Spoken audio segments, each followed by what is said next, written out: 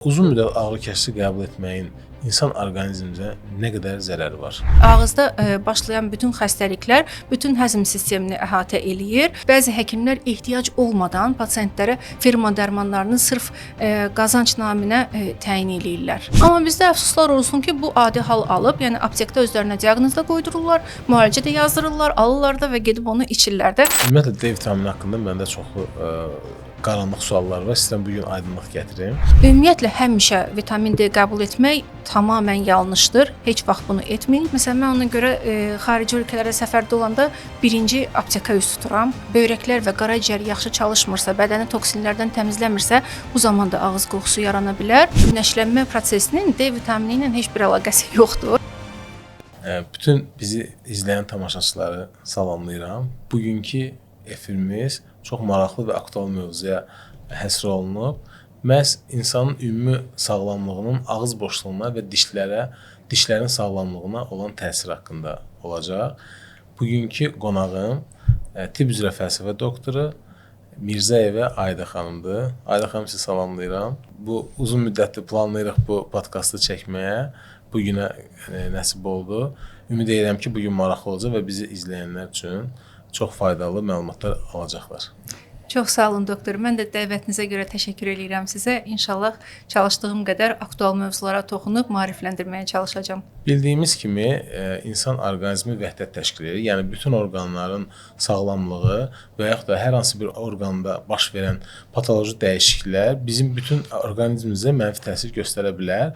Ələxüsus da ağız boşluğu və dişlərin sağlamlığına. Ümumi insan sağlamlığının və yaxud da orqanizmdə baş verən hər hansı bir patoloji dəyişikliklərin ağız boşluğuna və dişlərin sağlamlığına nə qədər təsiri var? Bildiyimiz kimi doktor, biz yaşamaq üçün mütləq yemək yeməliyik. Yemək yemək üçün də həzmimiz ağız boşluğundan başlayır. Ağız boşluğunda hər hansı bir problem olduqda bu bütün bədəni etkiləyir. Bütün bədən orqanları bundan etkilənir və məsələn ürək damar sistemi, ondan sonra həzm sisteminin digər orqanları və bütün orqanlara təsiri var. Ona görə ağız boşluğumuz və dişlərimizə mütləq çox diqqət yetirməliyik. Onların sağlamlığına fikir verməliyik. Və ildə 2 dəfə ən azı stomatoloq qəbulunda olmalıyıq ki, yeni başlayan prosesləri vaxtında təyin eləyək və onların müalicəsi ilə məşğul olaq. Və ümumiyyətlə belə götürəndə ağızda başlayan bütün xəstəliklər bütün həzm sistemini əhatə eləyir və mədədə bildiyimiz bütün xəstəliklər demək olar qastrit, xora, reflüks yarada bilir və bakteriyalar yaranaraq ağızda, ağız və diş əti problemləri zamanı bakteriyalar yaranaraq onlar bütün həzm sisteminə keçirlər və mədə iltihabı, 12 barmaq bağırsaq iltihabı yaradırlar və ümumiyyətlə ürək damar sisteminə də çox mənfi təsir göstərərək ateroskleroz və hətta bundan aterosklerozdan yaranan hipertenziya, ürək infarktı və bir çox başqa ürək damar sistemi xəstəliklərinin səbəbi olurlar. Çox sevindirici hal odur ki, hər zaman biz stomatoloqlar insanlara deyirdik ki, ildə 2 dəfə həkim müayinəsinə gəlmək lazımdır, stomatoloq. Bugün birinci dəfədir ki, başqa sahənin həkimindən bu şüarı eşitdim. Bu sevindirici halda artıq nəinki stomatoloqlar, digər peşə sahibləri də, həkimlər də bu çağırış eləyir. Mən hər zaman insanlara paylaşımlarda deyirəm ki, sağlamlıq dişlərdən başlar. Çünki belə deyək də, ağız boşluğu orqanizmin bir giriş qapısıdır. Biz orqanizmimizə nə qədər yaxşı, faydalı, sağlam qidalar keçirsək, eləcə də orqanizmin sağlam olacaq və yaxud da ki, əksinə zərərli maddələr, fosfatlar, digər qidalarla biz daha çox qəbul etsək, onun fəsadlarını görəcəyik. Bizim Azərbaycanda əfsuslar olsun ki, belə bir tendensiya var. Məsələn, mən öz müşahidələrimdən deyim, 20 illik təcrübəm var. İnsanların dişi ağrıyır, uzun müddət diş həkiminə, stomatoloqa getmirlər və stomatoloqa getməyərək uzun müddət ağrı kəsici qəbul edirlər. Özlərini belə deyək də, simptomatik müalicə etmək istəyirlər və təbii ki, bu yanlışdır. İlk olaraq biz səbəbkarı aradan qaldırmalıyıq. Yəni, karyesdirsə və yaxud da pulpitdirsə, dişin iltihabıdırsa, biz onu müalicə etməliyik və ağrı kəsici uzun müddət qəbul elə. Hətta 1 ay, 2 ay, daha çox da müddətdə ağrı kəsici içənlər var. Bu uzun müddət ağrı kəsici qəbul etməyin insan orqanizmimizə nə qədər zərəri var? Doktor, çox haqlı dediniz. Tək stomatologiyada yox, ümumiyyətlə belədir. Bizdə ən axırıncı vəziyyətə gətirib çatdırmadan pasiyentlər həkimə getməməyə çalışır. Həkimdən qorxudur deyim, fobiyadır deyim, belə bir şeydir. Amma bu çox yanlışdır. Mütləq ilk öncə həkimə getmək lazımdır, stomatoloqa getmək lazımdır, problemin kökünü həll etmək lazımdır. Çünki bizdə bilirsiniz ki, Azərbaycanda ağrı kəsicilər reseptsiz satılır çoxu və məsələn dünyada artıq qadağan olunmuş, Avropada və ya Amerikada işlədilməyən, qadağan olunmuş preparatlar bizdə hələ də satılmağa davam edir. Məsələn, ağrı kəsicilərdən Nimesili buna misal göstərə bilərik. Avropanın 2-3-4 ölkəsində maksimum qalıb istifadə olunur. Amma dünyada demək olar ki, istifadə olunmur, amma bizdə onu çox belə rahatlıqla hətta kokteyl hazırlayırlar. Nimesil, limon, qaynar su. Dəhşət. Yəni min bir dərdin dərmanı. Yəni kimdəsə onu eşidəndə yuxum qaçır. Yəni o qədər dərəcədə stress alıram, onu o qədər bir də mənasızdır. Teraflu ilə Nimesil eyni təsirə malik preparatlardır. Onu bir-birinə qatmaq çox belə məntiqsiz bir şeydir. Sadəcə terapevtik dozanı aşıb toksik qaraciyər dozasına gətirib çatdırır preparatı və düzdür, temperaturu salır, amma qaraciyərə məsələn alkoqolizmdən daha artıq ziyan vurur. Hepatotoksik təsir göstərir. Yəni o çox yol verilməzdir. Yəni geri dönməyən, gələcəkdə bəli, qaraciyər hüceyrələrini məhv eləyir. Yəni onlara zədələmir, məhv eləyir. Tam mənalı olaraq. Çünki məsələn ümumiyyətlə ağrı kəsicilərdən götürsək parasetamolu. Parasetamol ümumiyyətlə 14 yaşından sonra insanlarda qəbul edilməməlidir. Sadəcə hamilələr burada istisnadır. Uşağa təsir az olduğuna görə, yəni bətindəki uşağa görə. Amma digər 14 yaşından böyük insanlara parasetamol olmaz. Niyə? Çünki onlarda artıq qaraciyər fermentləri formalaşıb və o parasetamol qaraciyərə hepatotoksik təsir göstərir. Ona görə içilməməlidir. Amma bizdə parasetamol reseptsiz hər yerdə satılır, kim istəsə də alıb içə bilir. Və ən böyük bu Nimesil də daxil olduğu qrupa qeyri-steroid iltihab əleyhinə preparatlardır ki, ağrı kəsici kimi ən çox onlar qəbul edilir. Məsələn, diklofenak, ibuprofen, brufen, bildiyiniz nurafen digər adıyla bunlar çox qəbul olunur. Bunların da əlavə təsirləri həddindən artıq çoxdur. Ümumiyyətlə preparat qəbul eləyəndə onu biz beynimizdə bir belə həkim tərəziyə qoymalıdır. Bunun əsas təsiri, terapevtik təsiri və əlavə təsiri, yan təsirləri. Əgər terapevtik təsiri daha yuxarıdırsa, o zaman qəbul etmək olar. Çünki bilirik ki, əlavə təsirsiz heç bir preparat yoxdur ümumiyyətlə. Amma bu preparatları uzun müddət qəbul eləyəndə və tez-tez qəbul eləyəndə onların qanda toksik miqdarı qaraciyəri zədələyəcək həddə gəlib çatır. Yəni gündə məsələn 4 dəfə içirsinizsə, artıq toksik miqdardadır. Və ümumiyyətlə əgər çox qəbul edirsinizsə, uzun müddət qəbul edirsinizsə, bu zaman yenə də böyrək və qaraciyər zədələnir. Ən əsası həzm sistemi, mədə bağırsaq, 12 barmaq bağırsaq zədələnir. Bu da gətirib gələcəkdə zaten stresli şəraitdə yaşayırıq hamımız. Stres fonunda da əlavə eləsək bunu, gətirib qastritə çıxarılmağı qaçınılmazdır. Qastrit yarandısa da bu zaman artıq eroziya, ondan sonra mədə xorası, 12 barmaq bağırsaq xorası, bunlar da qaçınılmaz həddə gəlib çatır. Çünki bilirsiniz ki, bu preparatlar deməli həm qan damar sisteminə də təsir göstərir, qanın laxtalanmasına təsir göstərir. Məsələn, aspirin özü də bu qrupdandır.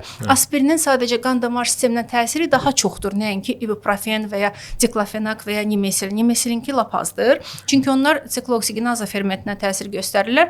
Bu isə bəlkə biraz həkimlərə maraqlı olar, izləyicilərə maraqsız olana görə qısa deyəcəm buranı. Deməli, bu preparatların əlavə təsiri onların siklooksiginaza 1 və 2-yə seçici olaraq təsir göstərməklə əlaqəlidir. Məsələn, ən yaxşı təsir göstərəni, ən az əlavə təsir olanı meloxicam movalis preparatıdır. Amma Nimesil də bu qrupdan idi. Sadəcə toksik təsirinə görə artıq çıxarılıb istifadədən.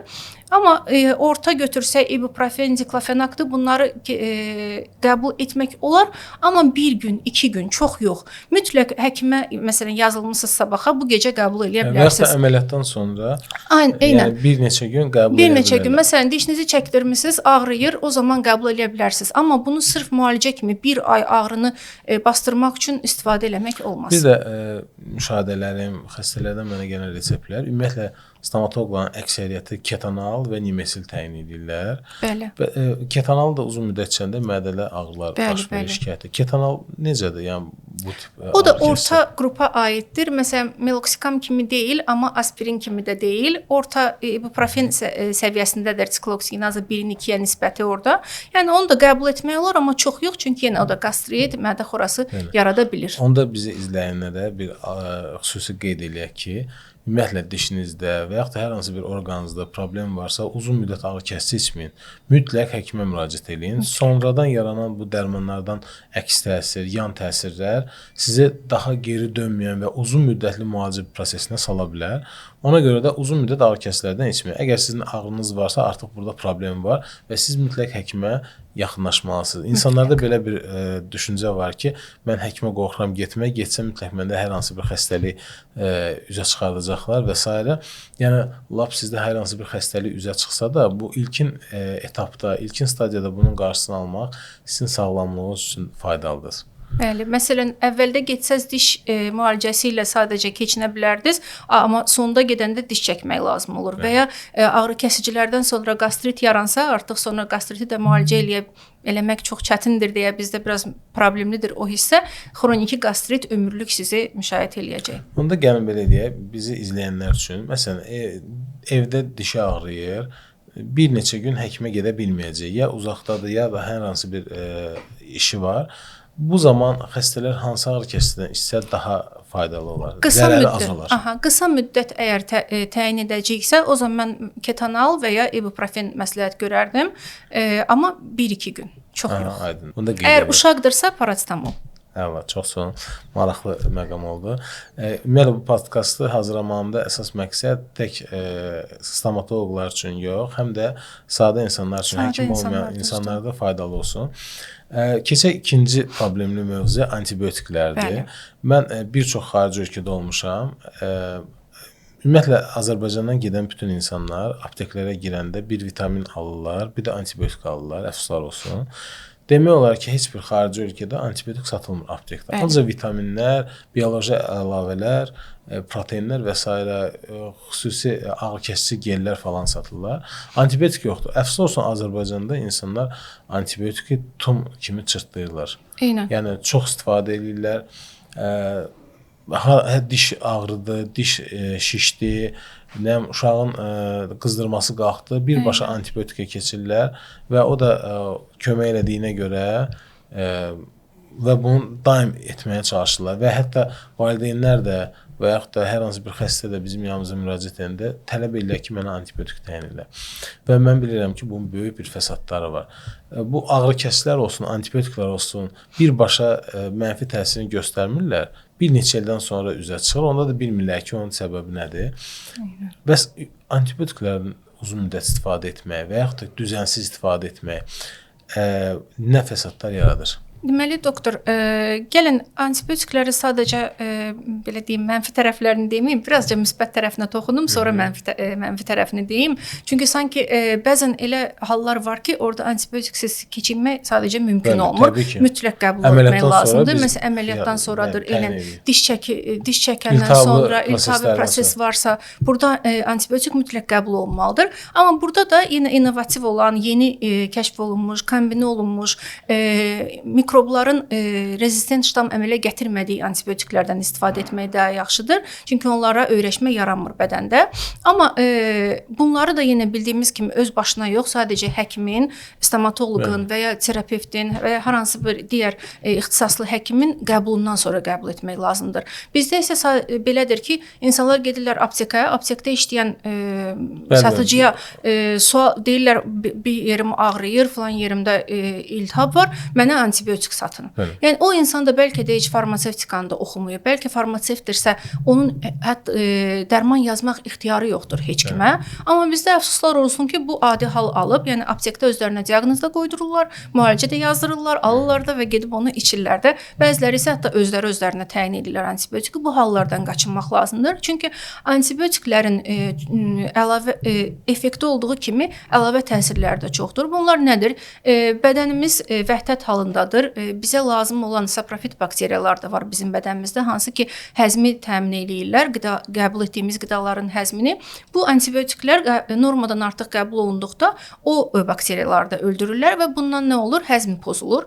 Ondan sonra o pozulan həzmi yerinə qaytarmaq üçün heç bir qidalanma, heç bir preparat kömək eləmir. Elə də qalır. Həzm pozulur. Bəzilərində deməli qəbizlik, bəzilərində diareya yaranır. Ondan sonra antibiotiklərin çox qəbul olunduğunda tarazlıq pozulduğuna görə göbələk xəstəlikləri artır. Ondan sonra çox geniş əhatəli göbələk əleyhinə preparatlar qəbul etmək lazım olur və ya işığa həssaslıq, ondan sonra ürək-damar problemləri, sinir sistemi problemləri, demək olar ki, bütün orqanları əhatə edən problemlər yaranır. Deməli, müşahidələrimdən danışım. Mən universiteti bitirəndə 2005-2006-cı illər idi. Əfsus olsun ki, o dövrdə diş əti müalicələrini, diş ətlərinin antibiotiklərini eləyirlər. Şükürlər olsun ki, indi günümüzdə çox azalıb, amma yenə də var. Ən çox regionlarda var. Bakıda da bəzi yerlərdə diş ətlərinin müalicəsi üzrə antibiotiklər vururlar. Buradan bütün izləyicilərə deyim ki, diş əti müalicəsini sizi hansı həkim desə ki, gəl sənə 10 gün diş ətinə iynə vurum, sənin diş ətləri sağalacam, o klinikadan səssiz qaçın. Yəni, elə bir müalicə metodu yoxdur. Yəni, siz antibiotik tabletka şəklində içsəz, əzələyə vursaz və yaxud da diş ətinə vursaz, eyni təsir göstərəcək. Amma diş ətindən zərərləri daha çoxdur. Mənim bir tələbə yoldaşım vardı, diş əti müalicəsi üçün getmişdi stomatoloqa, ona linkamitsin vururdular. Linkamitsin, vitamin D, fibs, bunları qarışdırıb diş ətinə vururlar. O oğlan bir 2 il əziyyət çəkdi, bağırsaq göbələyindən, disbakteriyoz əmələ gəldi, çox böyük fəsadlar yaşadı. İndi də hərdən olur, qidası dəyişəmir. Ona görə adi insanlar mütləq antibiotiki həkim təyinatından etsinlər. Dozalanmaya fikir vermək lazımdır. Çəki, yaş, həyat tərzi, hər şey nəzərə alınmalıdır burada. O qədər incə prosesdir ki, yəni onu aptekdə işləyən ya özünüz heç vaxt eləməyin. Bir də Ayda xanım, belə deyək, antibiotiki minimum neçə gün içmək lazımdır? Nəyə görə deyirəm bunu? Məsələn, biz xəstələrə yazırıq 5-7 gün, xəstələr 2 gün içir, şikayətə gedəndən sonra saxlayırlar antibiotik. Və proses geri qayıdır. Proses geri qayıdır. Ümumiyyətlə, antibiotik minimal neçə gün təyin olunur? Baxır, prosesdən asılıdır yenə doktor, yenə də individual təyin olunur. Ən minimumu 3 gündür. 3 gündən başlayır. Amma biraz ağır proseslərdə, dişdə iltihab, belə bir ağır proses varsa... Məsələn, implantasiya eləmişik, 8-9 implant eləmişik, böyük bir çənə, 2 çənədə əməliyyat eləmişik, böyük bir prosesdir. Bu zaman təqribi biz neçə gün ən azı bir həftədən başlamalıdır. Bir həftədən. Amma daha da çox 14 gündə ola bilər. Bəli, o artıq biz xəstənin özündən əməliyyatımızdan... Məsələn, yaşını da nəzərə almalıyıq orada xəstənin. Çünki məsələn daha yaşlı insanlarda immunitet aşağı olduğu üçün onların infeksiyalara qarşı dözümlülüyü azdır. Məsələn, onlarda daha uzun müddət və daha ağır doza təyin edirik. Bir də insanlar arasında bir maraqlı bir mif var ki, həkimlər indi firma dərmanları yazırlar. Sovet vaxtı elə bir şey yoxdur. Yəni hamı bilir ki, bütün dərmanları hər hansı bir şirkət istehsal edir, düzdürmü? Yəni firma dərmanı olmayan hansı antibiotiklər və yaxud da ağrı kəsicilər var? Yəni firma dərmanı olmayan yoxdur. Hamısını hansısa bir firma, dərmanların 2 adı var. Bir brend adı var, yəni hansısa firma tərəfindən buraxılan. Bir də generik adları var. Molekulda yəni. Hə, molekul. Məsələn, mən pasientlərimə dərman təyin eləyəndə firmasını yazmıram. Sadəcə generik adını yazıram. Mən farmakoloq olduğuma görə generik adını yazıram. Artıq o gedər bir də istehsal edilən ölkəni tövsiyə edirəm ki, hansı ölkə olsun. Məsələn, Almaniya preparatlarına təbii ki, daha böyük üstünlük verirəm. O özləri bilərlər artıq hardan alarlar onu. Amma yəni firma dərmanı heç vaxt təyin eləmirəm. Amma bəzi həyatda gördüyüm proseslərdən də belə nəticə çıxardıram ki, bəzən pasientlər burada haqlıdırlar. Çünki bəzi həkimlər ehtiyac olmadan pasientlərə firma dərmanlarını sırf qazanc naminə təyin eləyirlər. Ümumiyyətlə Azərbaycanda keyfiyyətli dərman varmı? Azərbaycan istehsal olaraq? Yox, ümumiyyətlə satışda. Azdır. Məsələn, mən ona görə xarici ölkələrə səfərdə olanda birinci apteka üst tuturam. Oradan ağrı kəsici, antibiotik nə lazımdırsa onları alıb gətirirəm ki, sonra lazım olanda ətrafımda yaxın insanlara və ya özümə, övladlarıma istifadə edeyim. Çox maraqlıdır müşahidələrimdən. Biz xarici ölkələrə konfranslara gedəndə, xarici ölkələrin həkimləri məsələn muzeyə gedər, alış-verişə gedər belə deyim, amma bizim insanlar birinci aptekə gedər, sonra da paltar almağa gedər. Kimdə nə çatmırsa. Onu deməli, dərman məsələsindən bağlı yenidən baxmaq lazım. Biraz haqlıdırlar, qınamayaq. Aydın. Onda antibiotikləri də bir konkretləşdirək. Antibiotiklər fərdi şəkildə qəbul etmək olmaz. Mütləq onu həkim təyin etməlidir. Terapevt və yaxud da hər hansı bir həkim müalicəsindəsə həmin həkim təyin etməlidir. Və yan təsirlər olmasın deyənə biz antibiotiklə yanaşı göbələk əleyhinə preparat yoxsa probiotik təyin etməliyik? İkisini də təyin etsək daha yaxşı olar. Əgər uzun müddət təyin etmişiksə antibiotiki, o zaman göbələk əleyhinə mütləq təyin edirik. Probiotik artıq bizim seçimimizə qalır. İstəsək təyin eləsək daha yaxşı olar. Aydın, təşəkkür edirəm. Qeyd edim ki, bugünkü buraxılışımızı Azadent şirkətinin dəstəyini edirik. Azadent şirkəti mütəmadi gündəlik gigiyena vasitələri, müxtəlif diş pastaları, diş macunları, diş fırçaları və digər ağız boşluğuna aid olan məhsulların satışından məşğul olur. Siz də bu məhsullardan istifadə edə bilərsiniz. Ayda xanım, daha bir maraqlı məqam vitaminlər barəsində demək istəyirəm. Mən deyərdim ki, müşahidələrim onu göstərir ki, bu Vətən müharibəsi dövründən, pandemiyadan sonra, yəni 2020-ci ildən sonra demək olar ki, xəstələrin əksəriyyətində vitamin D çatışmazlığı hamısında vardır. Bilmirəm, bəlkə əvvəllər də olub biz fikir verməmişik, amma faktiki olaraq bütün göstəricilər hamı analiz verirsə, biz bu nəticəni görürük. Ümumiyyətlə, D vitaminin aşağı olma səbəbi nədəndir? Yəni ölkəmizdə nədən asılıdır? Ümumiyyətlə, gələn xəstələrin mən deyərdim, öz pasientlərim haqqında deyim, mən axır 2-3 ildə D vitamini normal səviyyədə olan pasient görməmişəm. Hamıda aşağıdır. Hamıda aşağıdır və D vitamini də o qədər vacibdir orqanizmdə. D vitamini çatışmazlığının əlamətləri, kəskin çatışmazlığının əlamətləri depressiya ilə eynidir. Yəni bir pasient bəlkə də bilmirəm, indi o statistika aparılmayıb yəqin ki, o qədər elə pasientlər var ki, depressiyadan müalicə olunur, amma onlarda əslində D vitamini çatmır. Yəni sırf onlara bir dəfə depo şəklində yüksək dozda D vitamini təyin olunsa, 2 günə o depressiyanın bütün əlamətləri ortadan qalxmış olur. Məndə məsələn gələn pasientlər halsız, iştahsız, deyir yerimdən qalxa bilmirəm, sizin yanınıza belə zorla halsız olaraq durub gəldim, istəyirəm bütün günü yatım, yuxululuq, əzələ ağrıları, belə özünü pis hiss etmə. Bir dənə D vitamini yoxlayırsan, D vitamini aşağıdır, D vitamini təyin edirsən və 2 günə xəstə tam normal vəziyyətə qayıdır. Halbuki o psixoterapevtin yanına getsəydi illərindən müalicə olunacaqdı və o depressiya ağır sayılıb sağalmayacaqdı. D vitaminin az olmağı ağız boşluğuna və dişlərə nə kimi zərəri var? D vitaminin azlığı zamanı kalsiumun sorulması pozulur deyə diş tökülmələrinə qədər gətirib çıxarda bilər. Ona görə D vitamini azlığını mütləq müalicə etmək lazımdır. Əsasən də dişlər çıxan vaxtı uşaqlarda və ümumiyyətlə bütün yaş dövrlərində və biraz yaşı artıq olan insanlarda artıq kalsium azalmağa başlayır sümüklərdə deyə mütləq kalsium və D vitamini birlikdə təyin olunmalıdır onlara. Onda belə deyim, uşaqlarda 5-6 aylığından artıq dişlər çıxmağa başlayır və 5-6 yaşında isə süd dişləri daimi dişlərə çevrilməyə başlayır. Bu yaş dövrlərində daha xüsusi diqqət yetirmək lazımdır. Kalsium və D vitamini qəbuluna mütləq. Çünki bilirsiniz ki, D vitamini azlığı zamanı dişlərdə və ağız boşluğunda geri dönməyən proseslər baş verir. Artıq dişlər elə formada çıxır və ya sümüklər elə formada inkişaf edir ki, sonra onu heç nə ilə düzəltmək olmur. Sadəcə D vitamini təyini lazımdır. Bəs kalsiumun çatışmazlığı nə kimi fəsadlar verir? Kalsium dişin ümumiyyətlə mina təbəqəsində yaranmasında iştirak etdiyinə görə kalsiumun da mütləq qəbulu vacibdir və kalsium qəbul olunmayan zaman, kalsium azlığı zamanı dişlər tökülməyə başlayır və ya qırılmağa, zədələnməyə, mikro çapıqlar yaranır, orada daha sonra genişlənir və diş itirilməsinə gətirib çıxardır. Onda D vitamini ilə kalsium eyni vaxtda qəbul olunmalıdır. Bəli, mütləq eyni vaxtda qəbul olunsa daha yaxşı olar və indi məsələn bu haqda, bu D vitamini haqqında biraz müsbət fikrim var Azərbaycanda. Çünki çox yaxşı preparatlar var.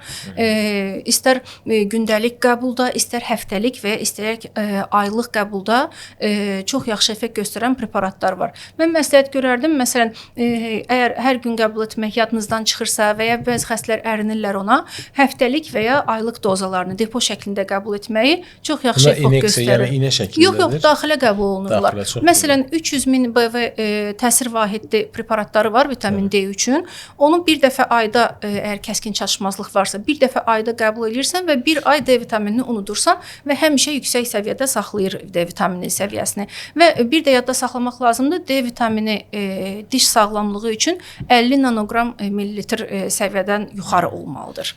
Çox maraqlı, bunu qeyd edək. 50 nanoqram, 50 nanoqram millilitrdən yuxarı çox olmalıdır ki, dişlər sağlam olsunlar. Və bu zaman əgər D vitamini qəbul etmirsinizsə, bu çox böyük geri dönülməz proseslərə gətirib çıxardır. Mütləq D vitamini qəbul etmək lazımdır. Çünki elə vitamindir ki, qida ilə bunu balanslamaq qeyri-mümkündür və günəş də bizdə günəş şüası ilə alırıq desək də, yəni bəs etmir. Ən çox ümumiyyətlə miflər var. Mənə müraciət edən xəstələrin dediyi sualları mən istəyirəm sizə verim. Deyirlər ki, doktor, bəs günəşli günlərimiz çoxdur. Mən hər yay, hər gün demək olar ki, dəniz kənarında oluram, günəşlənirəm, amma mənim D vitaminim azdır. Bunun bilavasitə təsiri varmı günəşdə olmalı? Bəli, var, amma yəni bizim belə deyək də, xanımların əsasən anlayışında olan o günəşlənmə prosesinin D vitamini ilə heç bir əlaqəsi yoxdur. O sadəcə dərini qocaltmaq, dərini qurutmaqla əlaqəsi var. Yəni ümumiyyətlə gün D vitamini qəbul etmək istəyiriksə, səhər saat 11-ə qədər və axşam saat 5-dən sonra kölgədə oturmalıyıq. Çünki D vitamini o zaman əmələ gəlir və 5 dəqiqə bəs eləyir bunun üçün. 5 dəqiqə yetərlidir. Yəni saatlarla səhərin axşama günəşin altında qapqara olmaq üçün D vitamini qəbul edirəm arqumenti orada keçmir. O tamam başqa bir şeydir. Görüntü olaraq sadəcə bəyənirlər, amma gələcəkdə onun da fəsadları var. Dəri xərçəngi, ondan sonra dərinin qocalması, kollagenin azalması, hialuron turşusunun azalması dərinin qurumasına gətirib çıxardır. Ümumiyyətlə D vitamini haqqında məndə çoxlu qaranlıq suallar var. İstəyirəm bugün aydınlıq gətirim. Məsələn, bəzi pasientlər ümumiyyətlə heç vaxt D vitamini yoxlamayıb. Mənim yanıma gələr implantasiya üçün. Böyük bir total iş görəcək, yəni belə deyək, bir çəndə bütün dişlər çəkiləcək, ora 6-8 implant yerləşdiriləcək və mən mütləq həmin pasiyenti D vitamini analizinə göndərirəm və məlum olur ki, 13, 20, 25 aralığı, 10-25 aralığında nəticə çıxır və vitamin D təyin etmək istəyirəm. Məsələn, bu hallarda mən hansı dozada etməliyəm? Bu birinci sualım. Tutalım, mən sabah əməliyyat eləmək istəyirəm, tutalım. Mən onu D vitamini aşağı ola əməliyyat eləyə bilərəmmi? Və yaxud da hansı müddətdə mən gözləməliyəm, o dərman qəbul etsin ki, mən onu implantasiya əməliyyatına götürüm? Dozalanmada nasıldır, doktor? Əgər siz təcili əməliyyat almaq istəyirsinizsə xəstəni, o zaman 300 min təsir vahidi olan preparatdan ampula şəklində satılır apteklərdə. Onu adi xəstə götürür, çörəyin üstünə damızdırır və yeyir, belə deyək. Və 2-3 gündən sonra artıq vitamin D normal həddə gəlib çatır. Sən onu təyin eləyib 2 gün sonra əməliyyat təyin eləsəz, heç bir problem yaşamazsınız. Onda stomatoloqa müraciət elə, kəskin D vitamini çatışmazlığı olan pasientlərinizdə 300 min vahid D vitamini qəbul etsəz, bir neçə gündən sonra artıq implantasiya əməliyyatına və yaxud da digər prosedurlara götürə bilərsiniz. Amma artıq dozalarla biraz ehtiyatlı olmaq lazımdır. Onu da vermək istəyirəm. Deməli, bəzi pasientlərimiz isə heç vaxt D vitamini yoxlamayıb və deyirlər ki, doktor, mən mütəmadi zaten D vitamini içirəm, amma mənim dişlərim yenə qırılır. Belə bir sual vermək istəyirəm. Ümumiyyətlə D vitamini nəticələrini əldə etməmiş, daimi D vitamini içməyin nə kimi faydası və yaxud da ki, zərərli tərəfi var? Ümumiyyətlə nəzərə alsaq ki, hamıda vitamin D aşağıdır, o zaman belə deyək, demək olar ki, hamı qəbul etməlidir. Amma bu müvafiq analizdən sonra, qanda defisitini təyin eləyəndən sonra ona uyğun dozada olmalıdır. Ümumiyyətlə həmişə vitamin D qəbul etmək tamamən yanlışdır. Heç vaxt bunu etməyin. Çünki avitaminozlar qədər hipervitaminozlar da zərərlidir. Onların da fəsadları vardır. Hipervitaminoz yəni qanda vitaminin göstərisinin daha artıq olması. Toksik həddə gəlib çatması belə mümkündür bəzən. Ona görə öz onun başına... Onun nə kimi fəsadları olur? Onun fəsadları sırf vitamin D-ni götürsək, ürək bulanma, qusma, əzələ zəifliyi, əzələ ağrıları, halsızlıq və hətta halüsinasiyaları belə misal gətirə bilərik. Çoxdur. Bu məqamda Nizami Gəncəvinin sözləri yada düşür. Hər şeyin öz qədəri, miqdarı var. Birinci saflığı varsa da suda artıq qəbul edincə fəsad verir. O da tibbə uyğunlaşdırmışam biraz. Ayda xanım, bir də hər kəsin ən sevdiyi vitamin C haqqında danışmaq istəyirəm. Azərbaycan bilirsiniz də bizim Lənkəran cənub bölgəmiz, Lənkəran Astara bura subtropik ərazidir və orada sitrus meyvələrimiz bitir. Limon, mandarin, portağal bizdə boldur. Ümumiyyətlə C vitamininin çatışmazlığı bizim dişlərimizə nə kimi mənfi təsir göstərir və C vitaminimizi normala salmaq üçün biz nələr etməliyik? Əslində bütün vitaminləri qəbul etmək üçün ən yaxşı yol sağlam qidalanmadır. Mən də əslində sağlam qidalanma mütəxəssisi əvvəldə olmasam da, həyat və təcrübə məni sağlam qida üzrə mütəxəssis olmağa gətirib çıxardırıb. Yəni bütün xəstəliklərin demək olar ki, müalicəsində ilk birinci yazdığım şey sağlam qidalanma menüsü olur. Çünki artıq çəki varkən, qidalanma düzgün deyilkən heç bir sağlamlıqdan söhbət gedə bilməz. Vitamin C-yə gələndə isə vitamin C azlığı bədən ağızda sırf yaralar və qanaxmalara gətirib çıxardır. Diş ətinin qanamasına gətirib çıxardır. Kəskin çatışmazlığı skarbut və sinqa xəstəliyi adlanır, bunu siz də deyə bilərsiniz və onların müalicəsində mütləq C vitamini preparat olaraq inyeksiya və ya daxilə təyin olunur. Amma C vitamininin ehtiyatını doldurmaq üçün ən yaxşı vasitə dediyiniz o sitrus meyvələridir və bibərin, çiyələyin də tərkibində çoxdur. Onların da qəbulu daha yaxşı olar. Amma bunlarla da yenə də ehtiyatlı olmaq lazımdır. Artığı gətirib bizim ölkədə çox yayılmış allergiyalara gətirib çıxardır ki, sonra da o allergiyaları müalicə etmək lazım olur. Yəni bundan da biraz ehtiyatlı olmaq lazımdır. Çox maraqlı. Mən son illər allergiyalı uşaqlar çox rastlanır bizə. Müxtəlif qidalardan, preparatlardan allergiyalı uşaqlar rast gəlir. Bunun sizcə səbəbi nə ola bilər? Həkim kimi, terapevt kimi. Belə deyərdim, immunitet azlığı ən çox ola bilər. Ondan sonra valideynlərin uşaqları çox qoruması da gətirib buna çıxardır. Məsələn, əgər uşağı əvvəldən çox qoruyurlarsa, uşağın bədəni heç bir mikrobu tanımır. Çox isti geyindirirlər, evi çox isti eləyirlər. Mən tanıdığım adamlar var, kombini 70 dərəcəyə qədər qaldırırlar. Olmaz. O gələcəkdə pəncərən bağlı, bir də may ayında pəncərələr açılır. Uşaq küləyə birinci çıxanda xəstələnir onda. Yəni çox qorumağa ehtiyac yoxdur. Məsələn, mən həmişə pasientlərə məsləhət gördüyümü birinci evdə özüm eləyirəm. Mənim uşaqlarım qışda buzlu su içirlər və heç bir problemdə yaranmır. Xəstələnən zaman da çox gec xəstələnirlər. Xəstələnəndə də 1-2 günə sağalırlar, heç bir müalicəsiz. Bədən özü müqavimət göstərərək sağalırlar. C vitamini ümumiyyətlə çox vacibdir bu vəziyyətdə. Çünki immuniteti müəyyən eləyir. C vitamini aşağıdırsa immunitet aşağı olur. İmmunitet aşağı olarkən də artıq allergiya da yaranar, digər yanaşı bildiyimiz dövrümüzün xəstəlikləri, virus mənşəli xəstəliklər də yaranar. Yəni ümumiyyətlə orqanizm zəif də olar. Ayda xanım, 21-ci əsrin bəlası şəkər xəstəliyidir, şəkərli diabet bilirsiniz və Azərbaycan dünya statistikasında ön sıralardadır, əfsuslar olsun. Şəkərli diabetin mən bilirəm ki, orqanizmə fərqli mənfi təsirləri, ağır fəsadları var. Bəs ağız boşluğuna və dişlərə nə kimi mənfi təsirləri var? Şəkərli diabetin ağız boşluğu və dişlərə təsiri ilk növbədə başlayır ağız quruluğundan, tüpürcək vəzlərinin yetərli tüpürcək ifraz etməməsindən. Bu da nəyə gətirib çıxardır? Ağız quru olan zaman qəbul olunan qida yapışır dişlərə və gələcəkdə diş daşına gətirib çıxardır. Bakteriyaların sayı artır, ağızdan qoxu gələ bilər. Ən vacib əlamətlərindən biri budur. Ondan sonra bu tüpürcək vəzləri yaxşı işləmirsə, bu zaman mütləq stomatoloq və ya terapevt xəstəyə ağzını tez-tez yaxalamağı, yetərli su qəbul etməyi, ümumiyyətlə sağlam qidalanmada su çox vacibdir. Gün ərzində qadınlar ortalama 2 litr, kişilər 2,5-3 litr su qəbul etməlidirlər. Bu su az qəbul olununca da bu tüpürcək vəzlərinin ifrazı azalır. Buna diqqət yetirmək lazımdır. Ondan sonra şəkərli diabet zamanı ağızda şəkərin miqdarı çox olduğuna görə göbələk xəstəliklərinə qarşı meyllik artır və göbələk xəstəlikləri yaranır. Bunda da çox ehtiyatlı olmaq lazımdır. Bir də deməli şəkərli diabet zamanı ümumiyyətlə sistem o xəstəliklər də yaranır ki, məsələn ateroskleroz, hipertenziya və bundan yaranan daha sonra ürək xəstəlikləri, stenokardiya, miokard infarktına gətirib çıxarda bilir.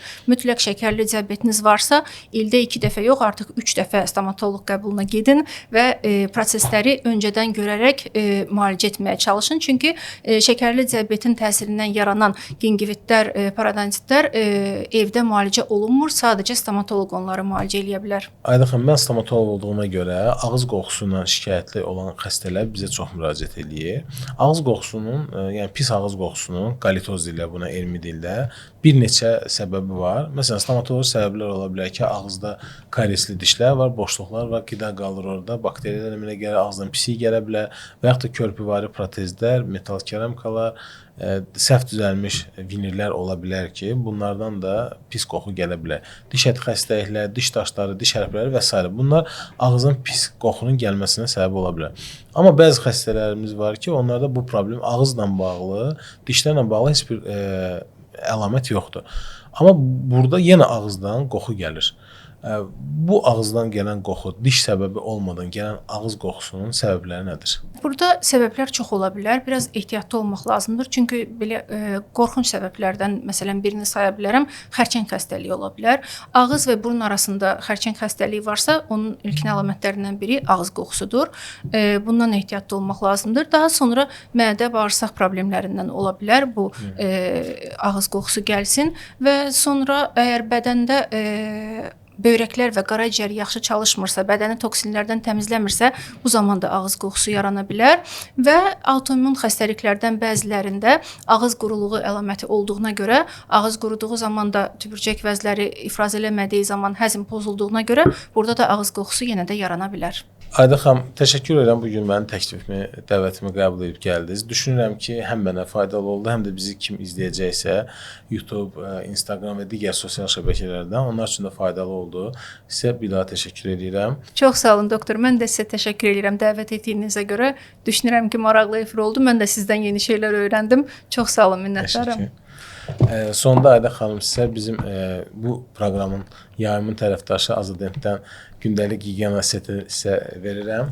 Çox sağ olun. Uğurlar. Çox sağ olun. Təşəkkür edirəm. Sağ olun. Hər zaman bildirdiyim kimi sağlamlıq dişlərdən başlar. Ona görə də çalışın vaxtı-vaxtında stomatoloqun müayinəsində olun ki, dişləriniz sağlam olsun, siz də insanlara sağlam gülə biləsiniz.